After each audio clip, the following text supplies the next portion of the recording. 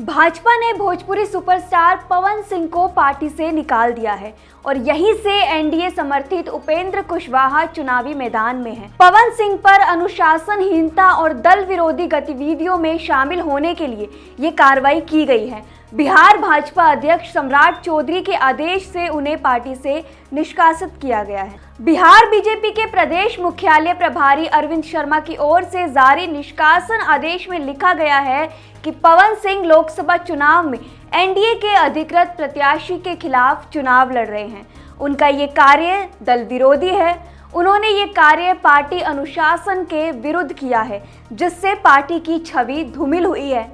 उन्हें दल विरोधी गतिविधियों में शामिल होने के कारण प्रदेश अध्यक्ष के आदेशानुसार भाजपा से निष्कासित किया जाता है। बता दें कि पहले से ये कयास लगाए जा रहे थे कि काराकाट लोकसभा क्षेत्र के निर्दलीय उम्मीदवार पवन सिंह नाम वापस नहीं लेते हैं तो पार्टी बड़ी कार्रवाई कर सकती है।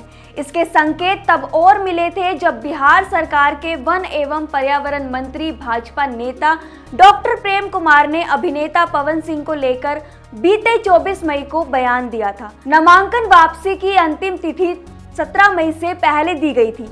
ये बयान काफी चर्चा में रहा था और एक्शन की बात तय मानी जा रही थी। बता दें कि प्रेम कुमार ने कहा था कि पवन सिंह लंबे समय तक बीजेपी में रहे। अब अगर वह निर्दलीय नामांकन किए हैं तो ऐसे में अगर समय रहते हुए नाम वापस नहीं लेते हैं तो उन पर पार्टी आवश्यक कार्रवाई करेगी। उन्होंने डेरी में एक निजी होटल में चंद्रवंशी महासम्मेलन को संबोधित करते हुए भोजपुरी अभिनेता पवन सिंह को नसीहत दी थी और कहा था कि अगर समय रहते हुए मैदान से हट जाते हैं तो पार्टी उनको लेकर कुछ विचार कर सकती है, अन्यथा उन पर कार्रवाई निश्चित है।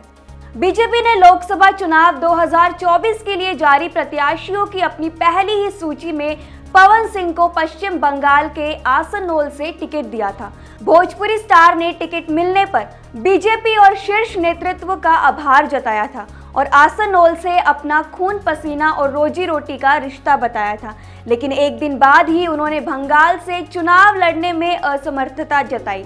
बीजेपी ने फिर उनकी जगह एसएस अहलूवालिया को आसनसोल से अपना प्रत्याशी बनाया।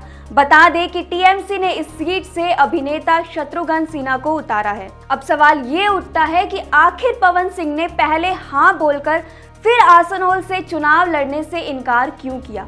दरअसल बीजेपी ने जैसे ही पश्चिम बंगाल के आसनसोल से पवन सिंह की उम्मीदवारी का ऐलान किया था, वैसे ही सोशल मीडिया पर उनके खिलाफ अभियान छिड़ गया था। पवन सिंह पर आरोप लगाए गए कि उन्होंने महिलाओं को अपमानित करने वाले कुछ गाने गाए हैं, जिसको लेकर जमकर विवाद हुआ।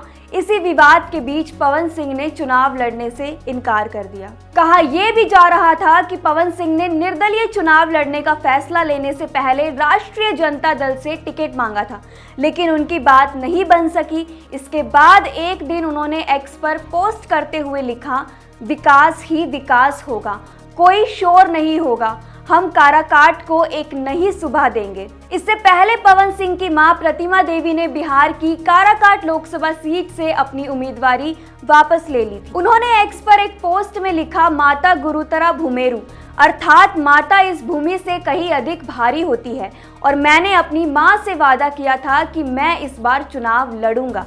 मैंने निश्चय किया है कि मैं 2024 का लोकसभा चुनाव काराकाट बिहार से लड़ूंगा। जय माता दी। अब बता दें कि काराकाट से राष्ट्रीय लोक मोर्चा के अध्यक्ष उपेंद्र कुशवाहा एनडीए के अधिकृत उम्मीदवार हैं।